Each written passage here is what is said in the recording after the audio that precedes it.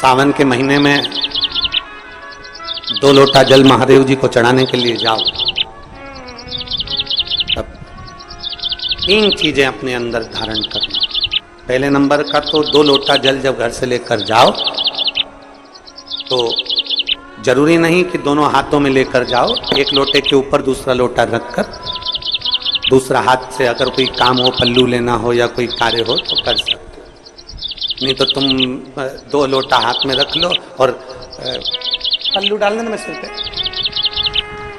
जरा सिर पे पल्लू। अब वो तुम्हारा लोटा हाथ में, बेचारा वो भेरू पल्लू, ठीक है, थोड़ा और खींचो ये बाजू का, तो पल्लू वो भेरू ने और खींचा है, ठीक है, ये पल्लू हमारा मुंडा में दे दो, ठीक है।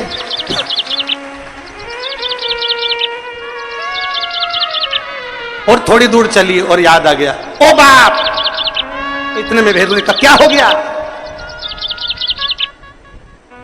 क्या हुआ? वो हमारे फूल माला की पन्नी तो ही रह गई, जरा उठाओ, उठाओ जरा, ये ले, कमर में खोसी दो, कमर में खोसी दो, कमर में पन्नी। और कैलाश पर्वत पे जाके रहूंगी, भोले को अपना। अब पति भी के अच्छा शंकर हुआ और अच्छा जल हुआ।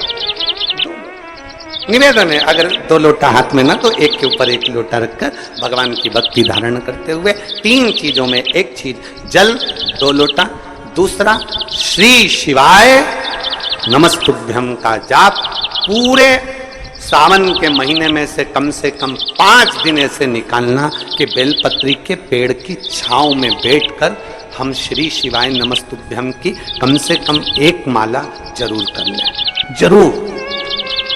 और मान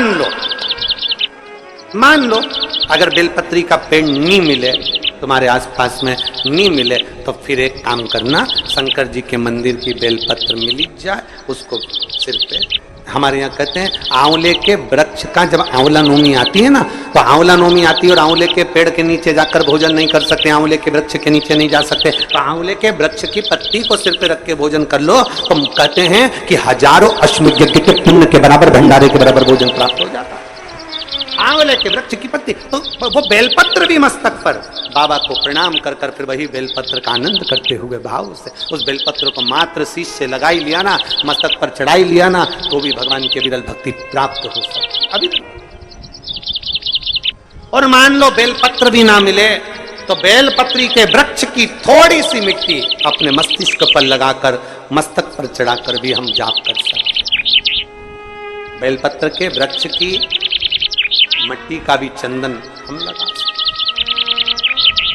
चंदन से जिसकी पत्रिका में मंगल होता है, जिसकी राशि के अंतर्गत मंगल होता है और उसका विवाह नहीं हो रहा, या मंगल होने के कारण उसको तकलीफ आ रही है, या विवाह हो भी गया तो संबंध टूटने जैसा हो गया, कहीं कहीं अदालत में कार्रवाई चलने लगी, कहीं कहीं विवाद जैसी स्पर्धा उत्पन्न हो गई, कहीं कहीं विवाद सामने आ गया, तो उसको कुछ नहीं करना चाहिए। अगर बाजार जाए, अगर मूंगा किसी की अंगूठी में लगा हुआ हो, या मूंगा कहीं उसके घर में पड़ा हो, या मूंगे की माला पड़ी हुई हो, उस मूंगे का पानी, मूंगे को पानी में डाल दो और उसका पानी शंकर भगवान को मात्र 31 दिन तक लगातार चलाना प्रारंभ कर दे, अदालत में केस बंद हो जाएगा और पति पत्नी वापस एक जैसे हो जाएंगे, वापस जुड़ जाएंगे।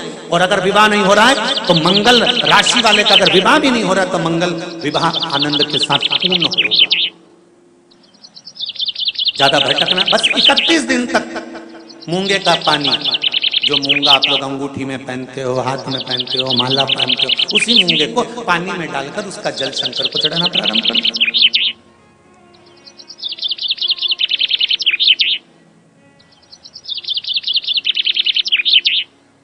मूंगे के शिवलिंग का निर्माण किस देवता ने करा था? लिंग पुराण में आता है, शिव महापुराण में भी है। अगर आपके घर में गीता प्रेस गोरखपुर की शिव महापुराण की कथा हो तो उसमें भी पढ़िएगा कि किस किस देवता ने कौन कौन सा शिवलिंग का निर्माण किया है। मूंगे के शिवलिंग का निर्माण सर्पों ने करा,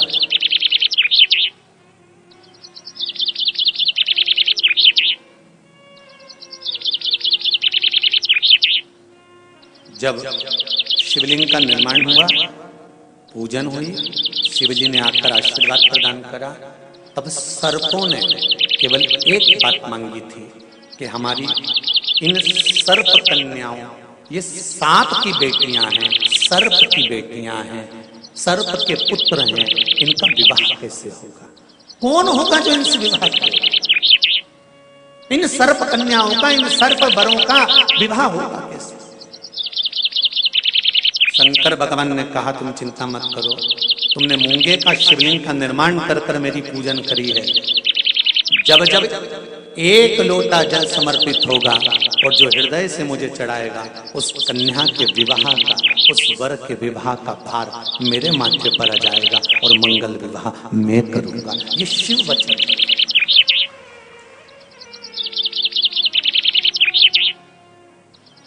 एक बहुत सुंदर सा प्रसंग है, जरा ध्यान दीजिएगा। कई लोग कहते हैं हमारा गुस्सा कंट्रोल में नहीं आता, हम बहुत गुस्सा आता है गुरुजी। कोई कहता है मेरी बहू को गुस्सा आता है, कोई कहती है मुझे गुस्सा आता है, कोई कहता है मेरे बेटे को आता है, कोई कहता है मेरे बच्चे को आता है। गुस्सा कंट्रोल नहीं होता, अब शब्द निकल जाता है, ताने निकल जाते हैं, आड़े टेढ़ा निकल जाता है, आप शब्दों पर शब्द निकल जाते हैं, बाद में पछतावा भी होता है, बाद में दुख भी होता है, बाद में मन में सोचने में आता है कि ये क्यों हो गया। तो कुछ दिन मूंगे का पानी, अगर मूंगा नहीं हो तो केवल जल का पात्र, उसमें केवल एक हरी मूंग डालकर शिव जी को वो जल चढ़ाना प्रारंभ कर दो।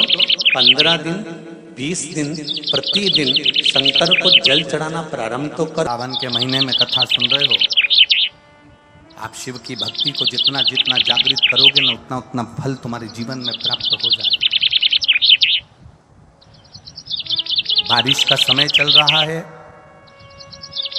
एक बेलपत्र आप अगर शंकर भगवान को रोज चढ़ाते हो, एक बेलपत्र शिव जी को रोज समर्पित करते हो, तो मन में एक संकल्प इस बारिश के मौसम में, इस सावन के महीने में एक संकल्प भी तुम्हारे भीतर आना चाहिए कि एक बेलपत्र अगर मैं शंकर भगवान को चढ़ाती हूँ, मैं जिंदा हूँ, तब तक तो देवादिदेव महादेव को बेलपत्र चढ़ाऊंगी, पर मेरे मरने के बाद मेरे बच्चों ने, मेरी बेटी ने, मेरे दामाद ने, मेरे बेटे ने, मेरी बहू ने, पोता पोती ने शंकर जी पे बेलपत्र नहीं चढ़ाई तो मरने से पहले ऐसा काम कर जाना, जैसे बीमा कर जाते हो तो बीमे की रकम तुम्हारे घर के लोगों को मिलती है, जमा तुम करते हो, रकम तुम्हारे परिवार वालों को मिलती है, उन परिवार वालों का भला कर जाते हो, उसी तरह एक भला अपना भी कर जाना और संसार सागर का भी कर जाना।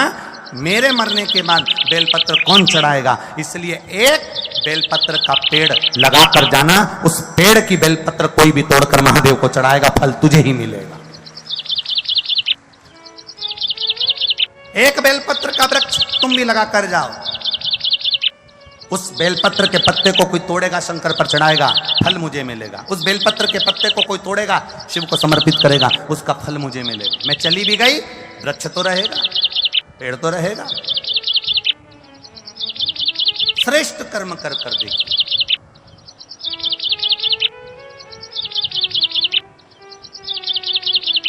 और जब श्रेष्ठ कर्म हम करेंगे तो उसका सुख हमको मिलेगा, निश्चित प्राप्त होगा। शिवलिंग पर, शंकर भगवान के शिवलिंग में 3 जगह ऐसी है जहां पर पुष्प या इत्र या बेलपत्र या सुगंधित पदार्थ भगवान शंकर को समर्पित करा जाता है तो रोग से निवारण होता जाता है। 3 स्थान समझेंगे। ये शिवलिंग जलाधारी अशोक सुंदरी का स्थान मध्य में, इधर गणेश का स्थान, इधर षडानंद कार्तिकेय का स्थान। 3 स्थान हैं जहां पर बन सके। अगर आपको लगता है कि मैं जांच कराने के लिए डॉक्टर के पास जा रही हूं, डॉक्टर ने बोला है कि कोई बड़ी बीमारी तुमको लगती है, तो जांच कराने जाओ, डॉक्टर बोले जांच कराओ, जितनी रिपोर्ट होना आना चाहती आए, पर उससे पहले अगर 3 जगह पर इत्र समर्पित कर दिया जाए, इत्र हो या सुगंधित कोई पुष्प हो, इत्र या सुगंधित पुष्प, 3 स्थान पर अगर इत्र समर्पित किया जाए तो वो स्थान और इत्र समर्पित कर आप जाओ, फिर जांच कराओ, मना नहीं, पर वो 3 स्थान बताएगा। पहला स्थान अशोक सुंदरी और भगवान शंकर का जो शिवलिंग रखा है उसके बीच में जो अशोक सुंदरी और शंकर भगवान के शिवलिंग के बीच में एक जगह खाली पड़ी रहती है। अशोक सुंदरी का स्थान पूर्ण होगा, शिवलिंग होगा, उसके बीच में एक स्थान खाली होता है। उस स्थान पर अगर जिस समय पर भगवान शंकर के जिस अशोक सुंदरी और शिवलिंग के बीच में जो स्थान है वहां पर अगर इत्र लगाया जाए, दूसरे नंबर पर शिवलिंग के ऊपर से लेकर नीचे के मध्य भाग में, जहां मध्य भाग है ये शिवलिंग, ये नीचे का भाग, और मध्य भाग में अगर इत्र लगाया जाए, और तीसरा भगवान शंकर का जो जल नीचे की ओर गिरता है, जहां जो पट्टी रहती है पानी नीचे आने की, उस पट्टी पर अगर इत्र लगाया जाए, ये 3 स्थान इत्र लगाने के होते हैं। अगर वहां लगाया जाए तो कैसा भी रोग हो आपकी जांच अच्छी ही आएगी, बेकार नहीं आ सकती।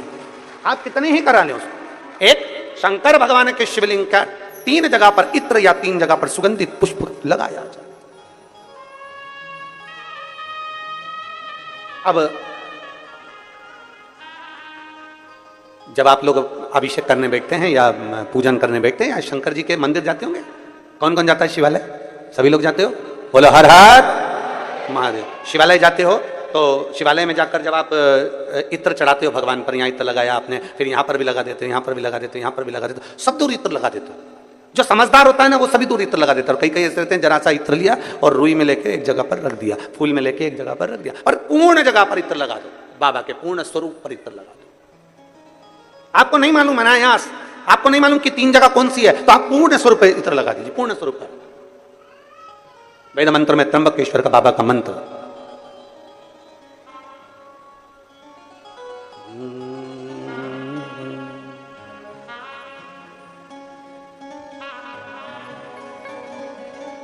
महामृत्युंजय मंत्र, वेद मंत्र का बड़ा सुंदर मंत्र, जिसका हम उच्चारण पूर्ण रूप से नहीं करते हैं व्यासपीठ से, उसको हम मंत्र को मन में गुनगुनाते हैं। एक बार आप भी बाबा के मंत्र को मन में गुनगुनाइए।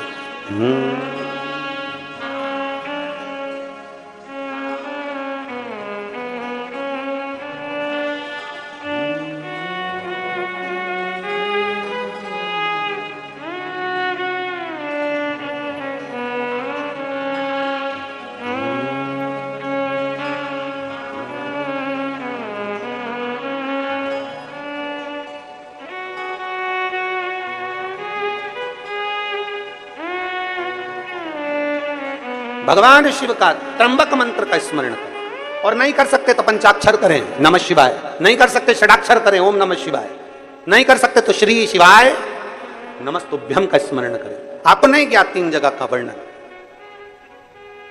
यहां तक शिव कथा कहती है। ये जो कई लोग कहते हैं हमारे कोई बच्चा जन्म से जो होता है ना, और कई बच्चे से जन्म से होते हैं जिनकी बुद्धि विकास नहीं कर पाती है। डॉक्टर कहते हैं ये बच्चा अन्य बच्चे से 2 साल 4 साल 3 साल 6 महीना पीछे चलेगा। अब माँ सोचती है मेरा बेटा 2 साल 4 साल 6 साल पीछे अन्य बच्चों से। हाँ, तब उस जगह पर शंकर भगवान के शिवलिंग, अशोक सुंदरी की जगह और मध्य का जो खाली स्थान है, मध्य का जो स्थान बचा हुआ है, वो स्थान कई बार लोग कहते हैं गुरुजी ये पार्वती जी है, ये शिवलिंग है, ऊपर जो जलाधारी में से जल बह रहा है, शंकर जी की 5 लड़कियां हैं, जया, विषहरा, शामली, बारी, दौतली देव, या अशोक सुंदरी, ये गणेश कार्तिकेय का स्थान। जो बीच में अशोक सुंदरी और शिवलिंग के बीच में जगह है वो स्थान किसका है? शिव पुराण में इसका लिंग पुराण के अंतर वर्णन आता है कि वो स्थान भगवान शंकर की जो जितनी सती, उमा, कात्यायनी, कुष्मांडा, स्कंदा, जितनी महागौरी, जितनी माताएं पूर्व में रही हैं, इन माताओं का स्थान शंकर ने यहाँ रखा है। और वो स्थान ऐसी जगह है, अगर कोई बच्चा कितना भी पीछे है, डॉक्टर कह दिया इसको कि ये अन्य बच्चों से 2 साल पीछे, अन्य बच्चों से 4 साल, इसका विवेक काम नहीं कर रहा। एक छोटी सी बेलपत्र, एक छोटी सी बेलपत्र, छोटी सी बेलपत्र नीचे, छोटी सी,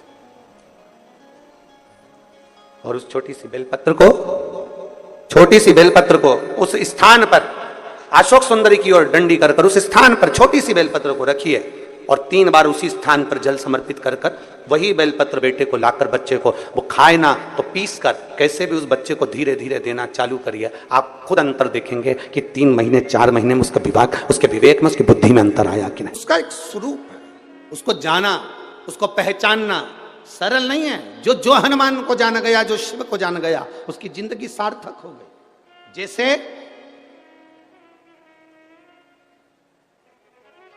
आप एक बेलपत्र,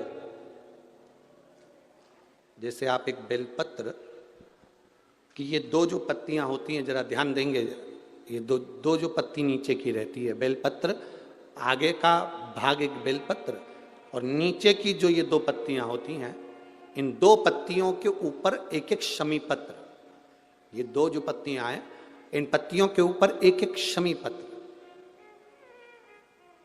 और लाल चंदन ये रखकर, कितना भी रोगीला व्यक्ति हो, रोग से ग्रसित व्यक्ति हो, जिंदगी में कितना ही दुख पड़ रहा हो, बेलपत्र की ये दोनों पत्ती जिसके ऊपर शमी पत्र रखकर, लाल चंदन रखकर, श्री हनुमान जी महाराज और हनुमान जी महाराज के तीसरे नंबर के भाई श्री गतिमान जी, हनुमान जी कितने भाई हैं? 6।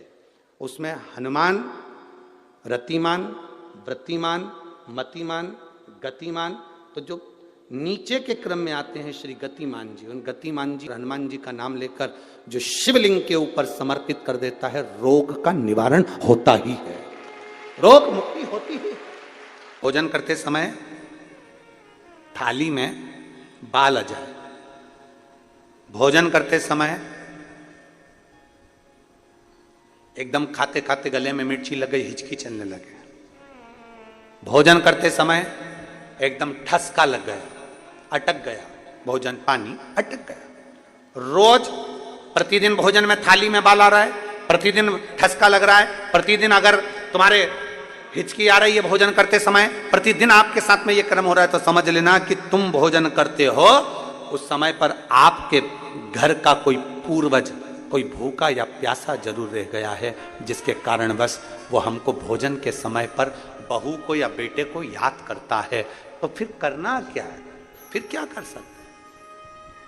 हिचकी आ रही है, भले मिर्ची खा ली, मिर्ची ना खा तो भी हिचकी आ गई, ठसका लग गया भोजन करते समय, और रोज लग रहा है, हर 2 दिन में, हर 3 दिन में ठसका आ जाता है, भोजन करते समय हर 3 दिन में थाली में बाल आ जाता है, भोजन करते समय हर 2-3 दिन में थाली में बाल पड़ा हो जाता है, हर भोजन करते समय हमारे को कुछ ना कुछ हिचकी चलने लगती है, हर 2-3 दिन में अगर ये क्रम हो रहा है तो समझ लो हमारा कोई पूर्वज, हमारा कोई पितृ, हमारे घर का कोई पूर्वज जो है कि नहीं है, वो हमारे को कहीं ना कहीं से भूखा है और भोजन का भाग मांग रहा है। फिर एक प्रयास करके देखो, फिर एक प्रैक्टिकल करके देखो, फिर एक प्रयास करें। चावल की छोटी सी एक कटोरी, उस कटोरी में धान भर लीजिए चावल, उसमें एक लौंग और एक बेलपत्र, बस ये रख लीजिए। जो हंडा होता है, घर में पानी का मटका होता है, पितरों का जो स्थान होता है जहाँ पानी पीते हैं अपन, मटका, हंडा, टंकी, बाल्टी, जो भी हो, आजकल तो लोग आरओ लगा लिए हैं तो नीचे भी तो मटका रखते होगे, हंडा रखते होगे, टंकी रखते होगे, उसी के पास में वो कटोरी रख दीजिए। 14 की रात्रि, अमावस्या के दिन उस कटोरी का चावल, बेलपत्र, ये सब शिव मंदिर के अंदर आप कोई भी एक स्थान पर, कोई दोने के अंदर रखकर या कागज के अंदर रखकर, शिव स्थान पर, शंकर के मंदिर में शिवलिंग को केवल स्पर्श कर कर जमीन पर ही उसको एक कागज में या दोने में, उसको जहां जलाधारी होती है वो जलाधारी के पास में गणेश वाले स्थान पर, गणेश वाली जगह पर उसको रख दे। गणेश वाली जगह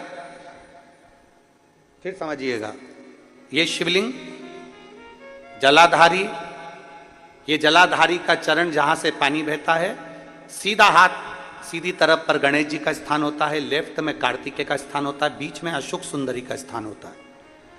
शंकर का शिवलिंग, शिवलिंग के ऊपर जो जलाधारी लगी होती है, जलाधारी में से एक एक बूंद जो पानी नीचे गिरता है, ये शंकर भगवान की 5 लड़कियों का स्थान होता है, जया, विषहरा, शामली बारी, दौतली, देव।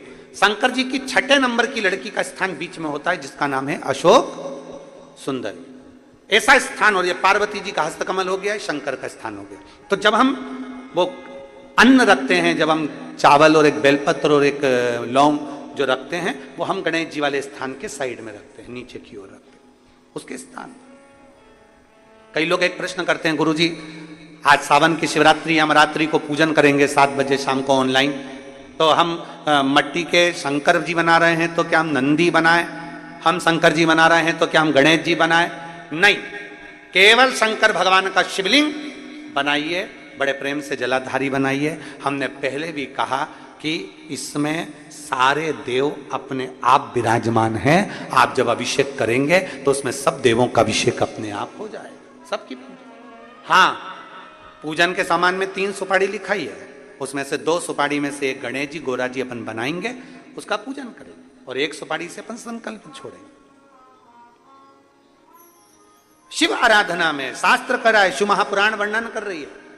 आप अगर भोजन कर रहे हो और भोजन करने में आपको बार बार हर 2 दिन में 3 दिन में बाल आ रहा है भोजन की थाली में, सब सफाई से भोजन बनता है। ऐसा कोई मेरी जीजी नहीं है जो बिना सफाई के भोजन नहीं बनाती, सब सफाई से बनाती है, सब अच्छे से बनाती है, सब अच्छे प्रेम से बनाती है, और सब सफाई से भोजन बनाती है। और सफाई से भोजन बनाने के बाद भी आपकी भोजन की थाली में बाल आ रहा है, अच्छे से प्रेम से एकांत में बैठकर भोजन कर रहे तो भी हिचकी आ रही है, तो भी आपको ठसका लग रहा है, रोज 2-3 दिन में लग रहा है, समझिए कि वो कहीं ना कहीं हमारे पूर्वज, कहीं ना कहीं हमारे देव भूखे हैं।